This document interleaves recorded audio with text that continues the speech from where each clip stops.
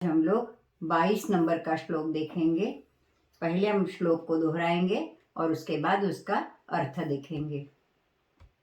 ये ही संस्पर्शजा भोगा दुःखयोनय एव ते आद्यन्तवन्त कौन्तेय न तेषु रमते बुध। एक बार फिर देख लेंगे। ये ही संस्पर्शजा भोगा दुःखयोनय एव ते आद्यन्तवन्त कौन्तेय न तेषु रमते बुधः। पिछले कई श्लोकों से भगवान हमें ये बता रहे हैं कि हम सुख की प्राप्ति कैसे करें। हम देख रहे थे कि विश्व में सभी जो चहल पहल है, सभी मूवमेंट है, सभी एक्टिविटी है, वो सुख प्राप्ति के लिए है। लेकिन ये जो 4-5 श्लोक है जिसमें भगवान ने बहुत स्पष्टता से बताया है कि सुख कैसे मिलेगा, दुख से कैसे परे रह सकते हैं, दुख क्यों मिलता है, तो ये बार बार भगवान अलग अलग श्लोक में अलग अलग एग्जाम्पल देके अलग अलग तरीके से हमें समझा रहे हैं। अगर ये बात हमारी समझ में आ जाएगी और हम उसका अमलीकरण करेंगे, हमारे जीवन में लाने की कोशिश करेंगे, लाएंगे, तो हमारे जीवन में से भी दुख चला जाएगा और सुख आएगा। न सिर्फ आएगा, शाश्वत रहेगा, हमेशा के लिए रहेगा।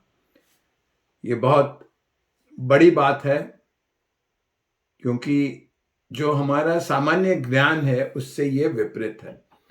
सामान्य ज्ञान ये है कि आदमी, व्यक्ति कभी सुखी कभी दुखी रहता है। कुछ फिलोसॉफी तो यही कहती है कि मनुष्य दुखी होने के लिए ही पैदा होता है, और वो प्रभावी भी है, उनका सुनना लोगों को प्रभावी लगता है। पर भगवान कृष्ण इन सबसे अलग हैं, और भगवान कृष्ण ने छाती ठोक के खुल्लम खुल्ला हमें कहा है कि ये 1 2 3 4 5 6 स्टेप्स लो तो तुम्हें नित्य सुख मिलेगा। जैसे हमको डायरेक्शंस देते हैं कि यहाँ से लेफ्ट जाओ, राइट जाओ, लेफ्ट जाओ, फिर 2 किलोमीटर के बाद ये स्टाइन आएगी, उसके बाद 5 किलोमीटर चलो, उसके बाद लेफ्ट लो, तो आप अपना डायरेक्शन में पहुंच जाओगे। उतनी ही क्लियरता से भगवान ने यहाँ हमें सुख कैसे पाना, ये सारी चीजें बताई है। हमारी कमजोरी यह है कि हम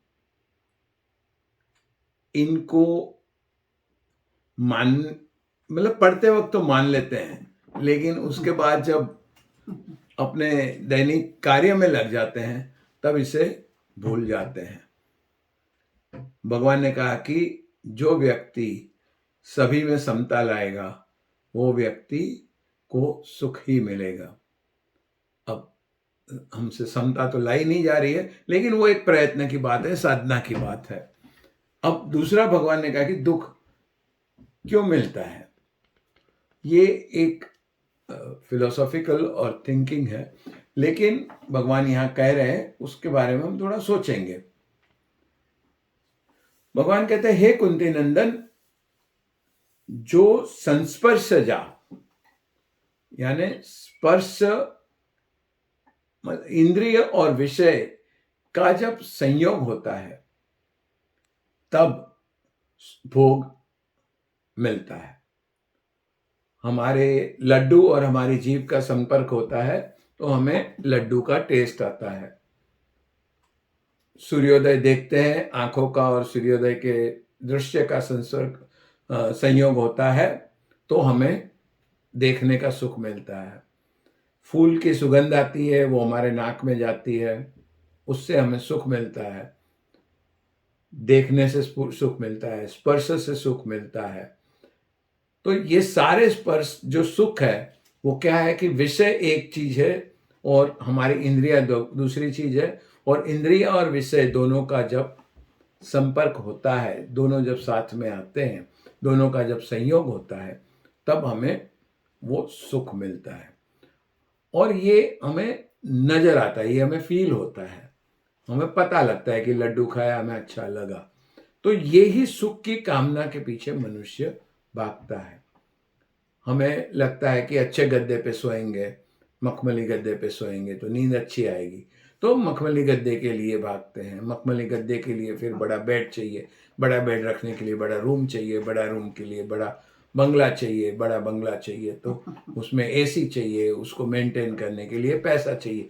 तो एक के बाद एक हम इसके पीछे लगते हैं, और हमारी कोशिश ये रहती है कि ज़्यादा से ज़्यादा साधन इकट्ठा करें, ज़्यादा से ज़्यादा धन इकट्ठा करें, ज़्यादा से ज़्यादा धन के लिए ज़्यादा शक्ति चाहिए, ज़्यादा कृति चाहिए, ज़्यादा पावर चाहिए, ज़्यादा सत्ता चाहिए।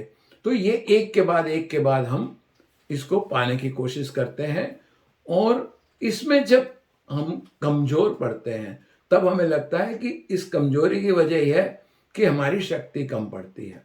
हमें लगता है हमें 10 लड्डू खाने हैं लेकिन पेट भर जाता है, तो हमें लगता है कि नहीं, मुझे ऐसा करना चाहिए कि लड्डू खाते ही हजम हो जाए, तो फिर हम गोलियां लेना शुरू करते हैं। हमें संभोग की इच्छा होती है, हमें लगता है कि नहीं, हमारा शरीर कमज़ोर पड़ता है, तो हम दवाई लेनी शुरू करते हैं।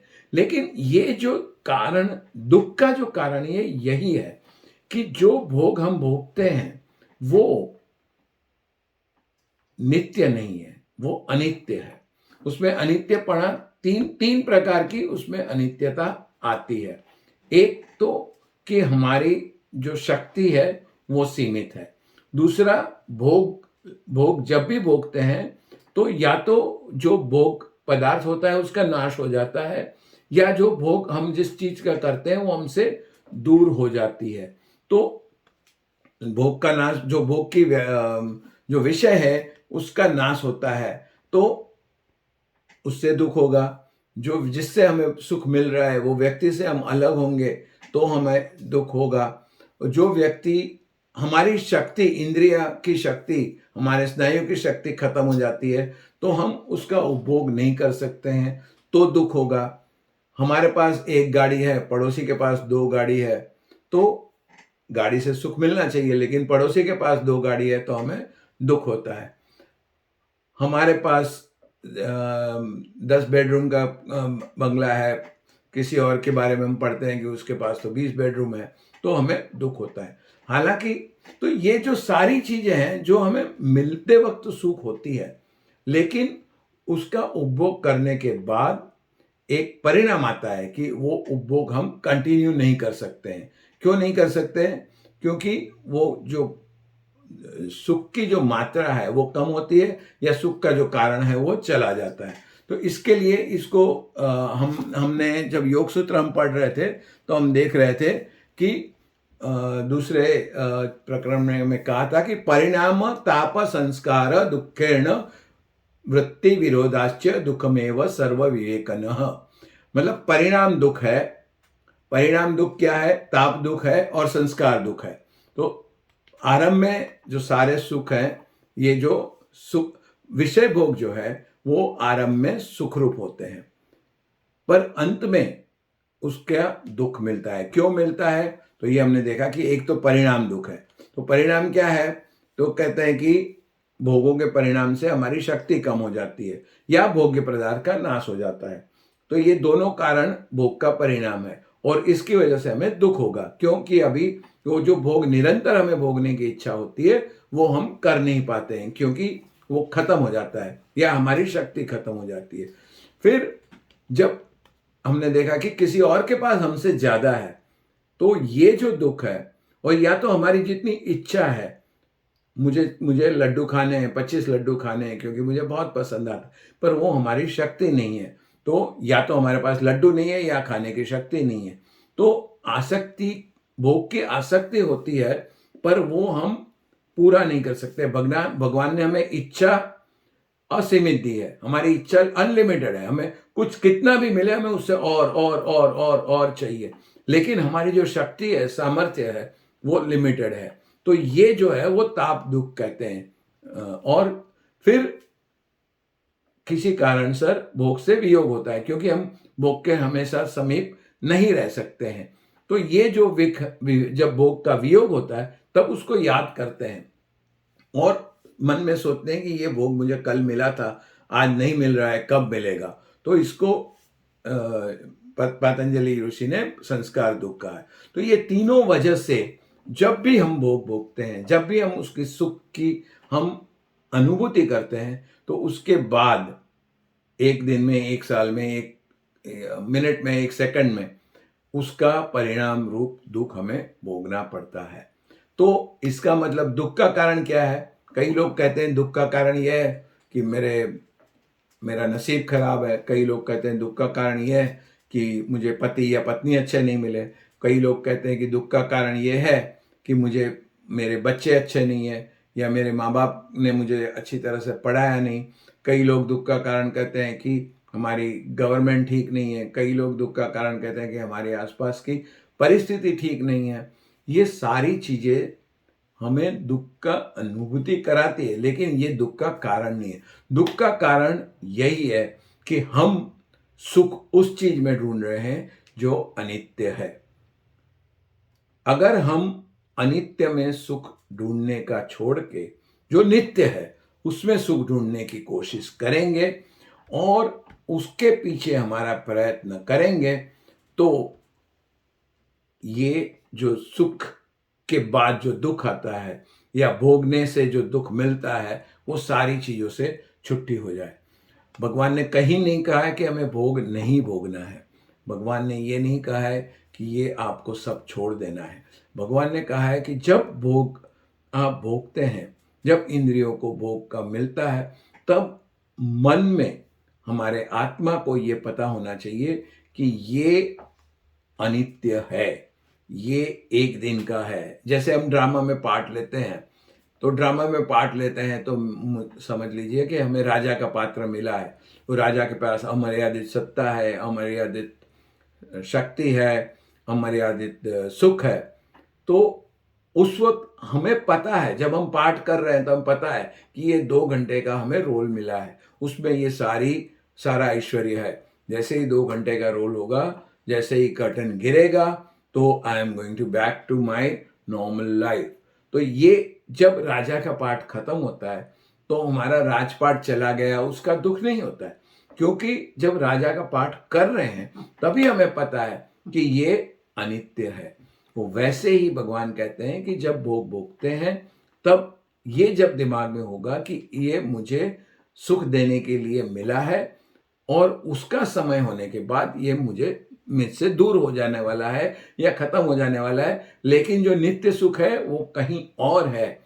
और ये नित्य सुख का दिमाग में रखते हुए अगर हम भोग भोगते हैं तो हमें दुख नहीं होगा। तो ये इसके बारे में आगे श्लोक भगवान ने और भी कहा है, तो कल आएंगे तो देखेंगे। ओम सभी को